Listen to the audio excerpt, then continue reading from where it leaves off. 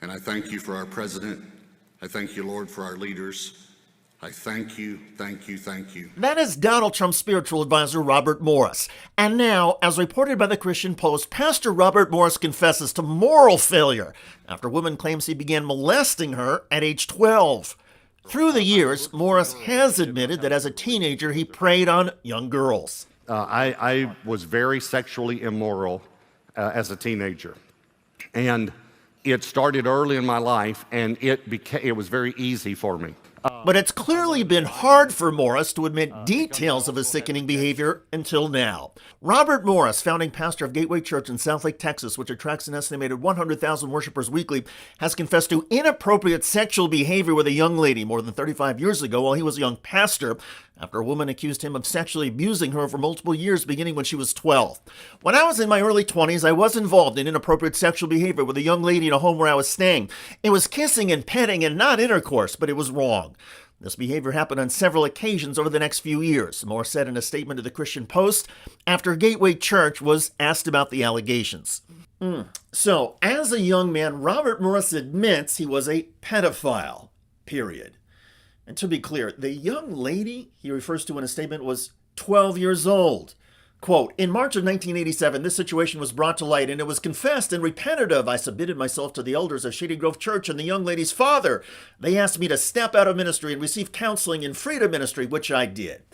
So Robert Morris, a Donald Trump spiritual advisor, was a pedophile. But when he confessed, repented, and walked in purity or whatever, he was given the green light. For the Gateway Church, which now has an annual revenue stream of $300 million, the face of the church, Morris, just needed to be rehabilitated. Quote, Pastor Robert has been open and forthright about a moral failure he had over 35 years ago when he was in his 20s and prior to him starting Gateway Church. He has shared publicly from the pulpit the proper biblical steps he took in his lengthy restoration process. So I looked for the girls that would be the most susceptible.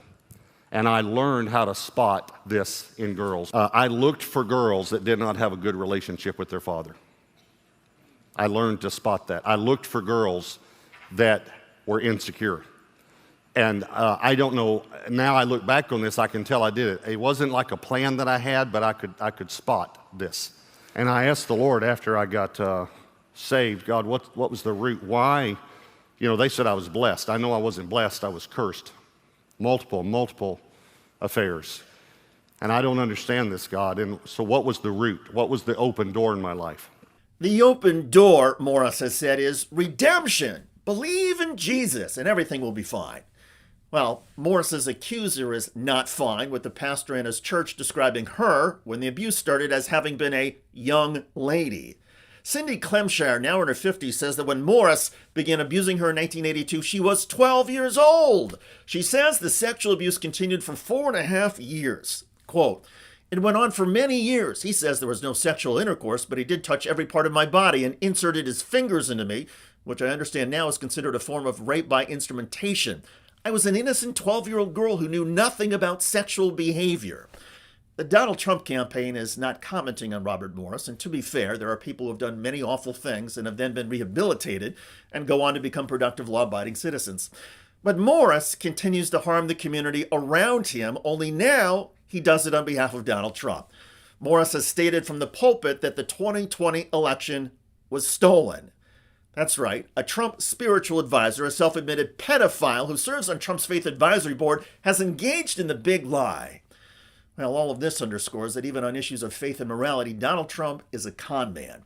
And Trump himself underscored that in a recent visit to Detroit, Michigan. Donald Trump visited a black church, portrayed crime as out of control, and bashed immigrants.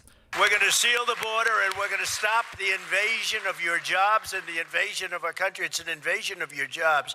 They are taking away your jobs when they pour in. Crime is most rampant right here and in African-American communities, and more people see me and they say, sir, we want protection. We want police to protect us. We don't want to get robbed and mugged and beat up or killed because we want to walk across the street to buy a loaf of bread.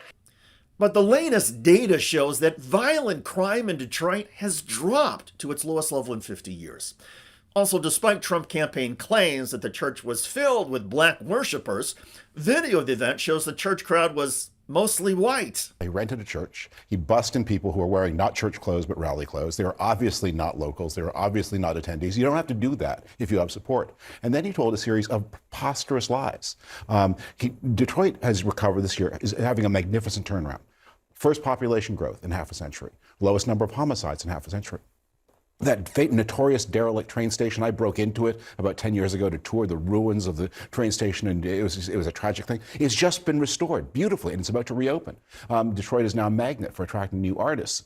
It is a great American turnaround story. So when you have to tell so many lies, when you have to bus in people, it tells me you probably don't have a lot of indigenous support in that town. But of course, the Trump campaign folks insisted that the inner city black church support for him was overwhelming. Biden's not doing anything like that. Look at the contrast of just this weekend. You got Donald Trump in Detroit talking to 8,000 people, and then at a black church, of course. 8,000 people?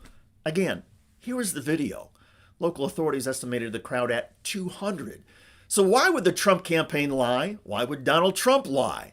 There is a theme that runs through all of this. Donald Trump and his followers often seem to have no moral or ethical core.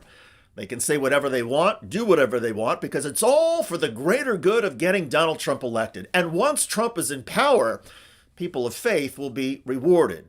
Their faith. And their faith leaders will be part of the Trump administration, tearing down the separation of church and state as part of the effort to turn the United States into a Christian nationalist theocracy. And trampling on the Constitution won't even be the worst of it, because we know of at least one Trump spiritual advisor, Robert Morris, who has admitted he was an adulterer and pedophile who preyed on young women and took advantage of those who were the most vulnerable. That's the kind of spiritual leadership that will be welcome in a Trump White House. It will be a White House brimming with fake Christianity, moral indifference, and worship only of Trump.